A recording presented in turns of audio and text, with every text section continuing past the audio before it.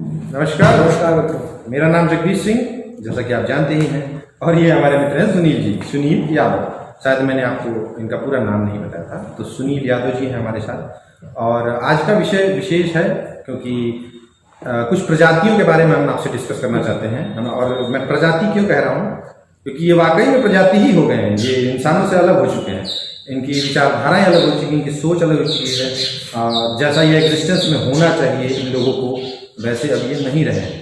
इनकी विचारधाराएं बदल गई हैं। और बीच में एक चीज़ और बताना चाहूँगा आपको कि पिछले दिन एक बहुत बड़ा लॉस हुआ है हम लोगों को। वो लॉस ऐसा हुआ है जो हम अभी आपको आने वाले कुछ समय में बताएंगे।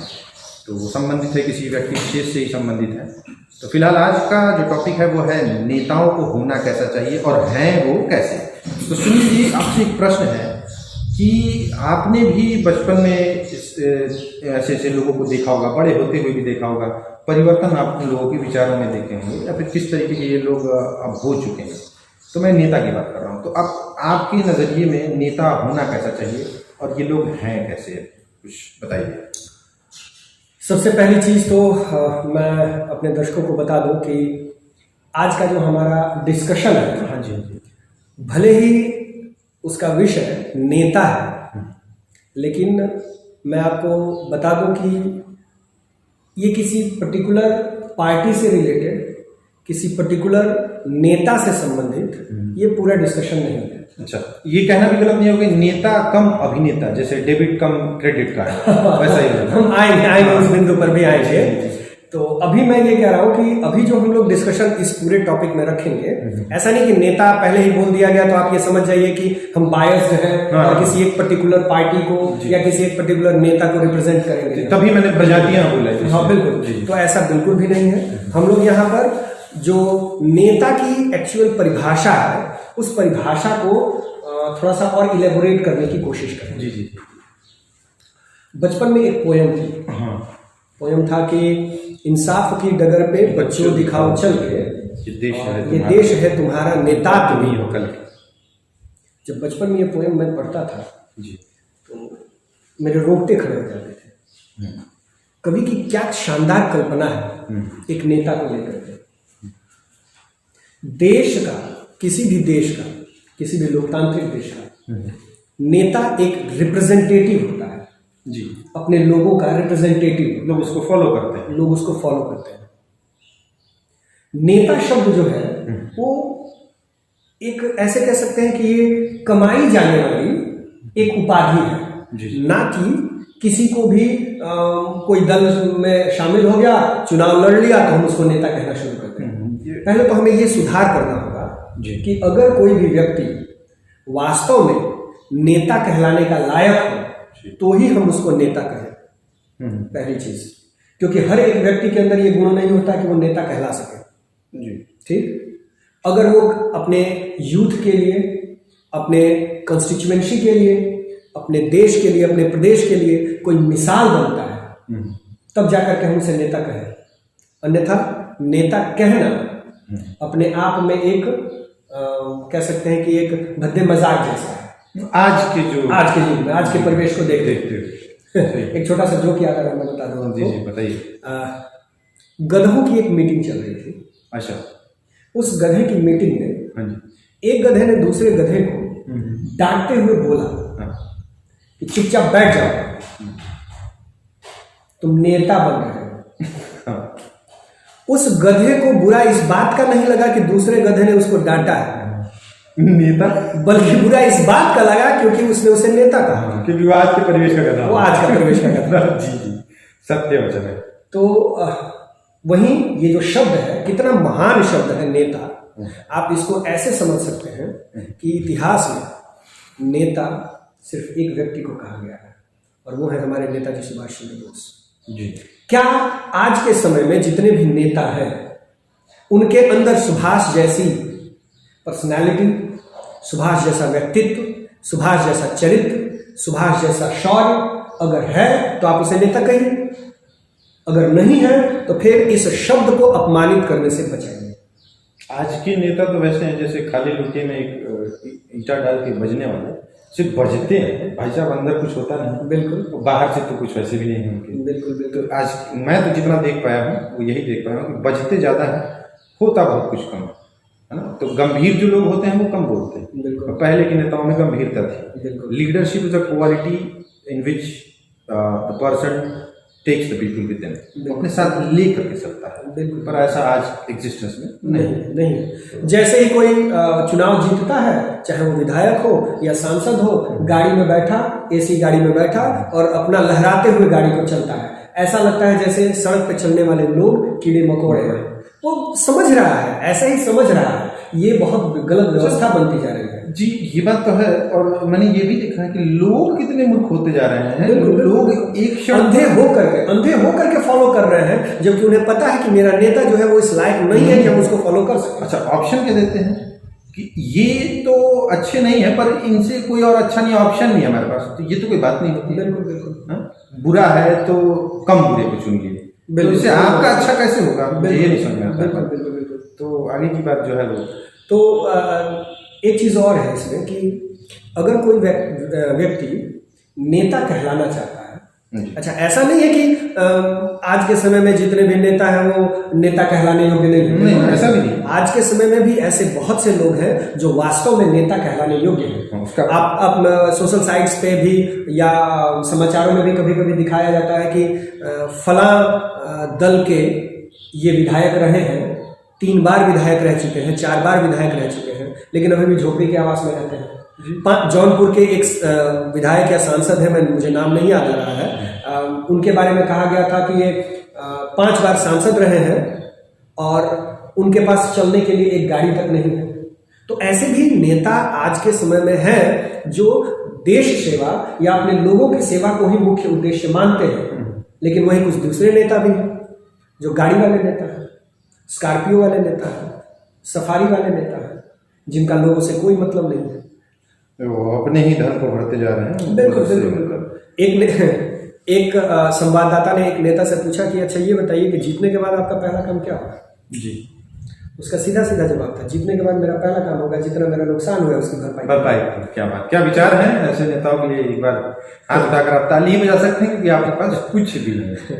बस इतना है कि आप पोस्ट कर सकते हैं फेसबुक पर। जमाना अब इसी का रह गया, वर्चुअल रियलिटी का। बिल्कुल। तो मैं ये कह रहा था कि ऐसा नहीं है कि सारे के सारे नेता जो है वो बेकार हो। बहुत से ऐसे नेता भी आपको मिलेंगे जिन्होंने अपने कॉन्स्टिट्यूएंसी के लिए, अपने लोगों के लिए बहुत अच्छे अच्छे काम किए हैं। उदाहरण के तौर पर अगर देखा जाए, पुराने समय से लेते हैं, जो मुझे याद है, जितना याद है मैं उतने तक की बात अगर करूँ जी। आज देश में शताब्दी जो ट्रेनें चल रही हैं, हाँ जी, उसका पूरा क्रेडिट माधवराव सिंधिया को जाता है जी। जब वो रेल मंत्री थे तो उन्होंने इसकी शुरुआत करी थी। गरीब आदमी भी एसी का मजा उठा सके, गरीब आदमी भी एसी का मजा उठा सके, इसके लिए जब लालू प्रसाद यादव रेल मंत्री थे तो उन्होंने गरीब रथ शुरू किया था। कम पैसे में गरीब से गरीब आदमी भी चेयर कार का टिकट कटा करके और एसी का मजा खाते हुए और ट्रेन की यात्रा कर सकता था। हो सकता है कि लालू प्रसाद जी ने कुछ गलत किए हों, पर उससे मतलब नहीं है। हम लोग यहाँ हम बात जो करेंगे यहाँ वो किसी एक पर्टिकुलर नेता के चरित्र की जो बात आएगी, जैसा कि हम उसके कार्यों की बात कर रहे हैं, अच्छे कामों की बात कर रहे हैं। हो सकता है कि हम जिसका नाम ले उसके अंदर और कुछ भी बुराइयां रही हो, ये अलग बात है। हम बुराइयों के ऊपर का एक अलग से सीरीज शुरू कर सकते हैं, वो अलग चीज है। क्योंकि हम किसी पर्सन को लेकर के बायस्ड नहीं है, हम किसी पार्टी या पर्सन को लेकर के यहाँ डिस्कशन नहीं है। ये आमतौर पर जो बात हो रही है कि किसी को कैसा होना चाहिए, किसी का चरित्र का बिल्डअप कैसा होना चाहिए, है ना, क्योंकि वो खांचा ही ऐसा है कि जिसमें हर कोई फिट नहीं हो सकता, क्योंकि बिल्कुल रिस्पॉन्सिबिलिटीज बहुत होती हैं। तो वहां तक जाने के लिए आपको वैल्यू को अर्न करना पड़ता है। मुझे याद है विपक्ष के नेता थे माननीय अटल बिहारी वाजपेयी जी। हाँ जी, विपक्ष के नेता थे संसद में। हाँ, उन्होंने, लेकिन जब यूनाइटेड नेशंस, संयुक्त राष्ट्र में भारत का पक्ष रखने की बारी आई जी, तो तब के तत्कालीन प्रधानमंत्री ने अटल बिहारी वाजपेयी को बुलाया और ये कहा कि आपको भारत सरकार का पक्ष रखने के लिए यूनाइटेड नेशंस में जाना है। क्यों? क्योंकि वो वैसे व्यक्ति थे जैसा व्यक्तित्व उनके था शायद ही किसी में, है ना, तो उन्होंने वो अर्न किया था, इसलिए उनको बुलाया गया। बिल्कुल बिल्कुल। तो ये ऐसे ही एक जिसके ऊपर आज की ये हम सीरीज बना रहे हैं, ऐसे ही एक हमारे नेता थे। पिछले 13 सितंबर को उनका निधन हुआ है। देश ने एक रतन खोया है, वास्तव में एक जन नेता खोया है। सत्य बात। बाबू रघुवंश प्रसाद सिंह जी। फिलहाल तो ये राष्ट्रीय जनता दल में थे, वाइस प्रेसिडेंट थे उसके, और पिछले 13 से पहले 10 या 11 के आसपास उन्होंने सादे कागज के ऊपर, कापी के एक पेज के ऊपर अपना इस्तीफा, जो पार्टी के अध्यक्ष कह लीजिए या सर्वे सर्वा कह लीजिए, लालू प्रसाद यादव है, उनको लिखा था। लालू प्रसाद यादव ने भी उस चिट्ठी का मान रखा और स्पष्ट रूप से उस चिट्ठी का जवाब देते हुए उन्होंने ये कहा था कि रघुवंश बाबू, आप कहीं नहीं जा रहे हैं, समझ लीजिए। आजीवन जितने दिनों तक उनका राजनीतिक कैरियर रहा रघुवंश प्रसाद सिंह का, उन्होंने पार्टी नहीं बदली। आज के जमाने में जितने भी नेता हैं, बस उनको लालच दिखना चाहिए, पार्टी बदलने के लिए वो तैयार है। कोई भी चुनाव आए, आप देख लीजिए, कोई भी चुनाव आए, पार्टी बदलने वाले लोगों की संख्या अचानक से बढ़ जाती है। इनका फ्लक्चुएशन ऐसे होता है कि बिल्कुल बिल्कुल। क्या तो आज की जो हमारी सीरीज है वो मुख्य रूप से बाबू रघुवंश प्रसाद सिंह जी को श्रद्धांजलि देने के लिए है। आप वास्तव में एक जन नेता थे, कितना भी व्यस्त कार्यक्रम रहा हो, लेकिन आप प्रत्येक शुक्रवार को अपने कंस्टिट्यूएंसी में जाते थे, लोगों से मिलते थे, लोगों की दुख को, दर्द को समझते थे, उनकी जो समस्याएं होती थी उनका आप समाधान करते थे। लेकिन एक झटका आपकी कंस्टिट्यूएंसी ने आपको दिया 2014 में, और लोगों को ये लगा, उनको ये लगा कि लोगों का विश्वास शायद मेरे ऊपर से उठा है। तब से वो थोड़ा सा दुखी भी रहते थे, लेकिन फिर भी यह चुनाव है, जनता का मत है, जनता जिसे सर्वे सर्वा बनाना चाहे बना सकती है।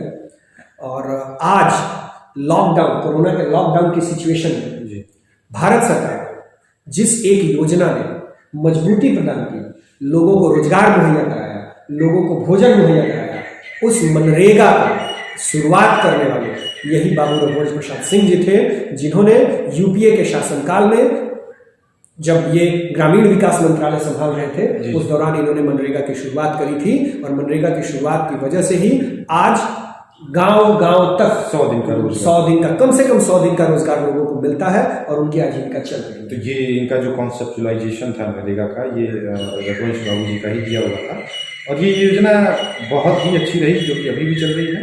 तो ये क्षतियाँ जो हुई हैं, बिल्कुल हम ये कहेंगे कि भारत ने एक सपूत खोया है। ये जो एक वही कहना चाहता हूँ कि ये जो क्षति हुई है, ऐसे जो नेता जो हैं हमारे, ऐसी क्षतियों की पूर्ति क्या कभी हो सकती है? बिल्कुल कभी नहीं। आज की जो जनरेशन, आज की जो समस्या, आज के जो लोग हैं, उनको देखते हुए ऐसा लग रहा है कि ऐसा विजनरी आदमी हो सकता है, भगवान करे हमारे देश का सौभाग्य हो कि ऐसा विजनरी नेता पैदा हो हमारे यहाँ, लेकिन ऐसा लगता है कि ऐसे विजनरी नेता अब पैदा होंगे नहीं। फैक्टर्स बहुत सारे हैं लोगों का, जैसे कि जो नौजवान पीढ़ी है, उनका खुद का लाइकिंग है, उनकी लाइफस्टाइल ही ऐसी हो गई है कि उसको देखते हुए हम ये कह सकते हैं कि लगता तो नहीं है। बिल्कुल 90% यही लगता है कि ऐसी क्षतियाँ कोई आने वाला व्यक्ति पूरा कर पाएगा या फिर उसमें बैठ पाएगा। तो आज का हम ये डिस्कशन बाबू रघुवंश प्रसाद जी को, एक जन नेता को, भारत के एक सपूत को श्रद्धांजलि देते हुए ख़त्म करते हैं। हालांकि हम हर बार अपने उद्बोधन में, अपने लेक्चर में लास्ट में एक अपना जो टैग लाइन है वो बोलते हैं, लेकिन इसमें हम श्रद्धांजलि चूंकि दे रहे हैं बाबू रघुवंश प्रसाद सिंह को, इसलिए इस बार हम कुछ नहीं कहेंगे। ईश्वर उनकी आत्मा को शांति दे। शत शत नमन है।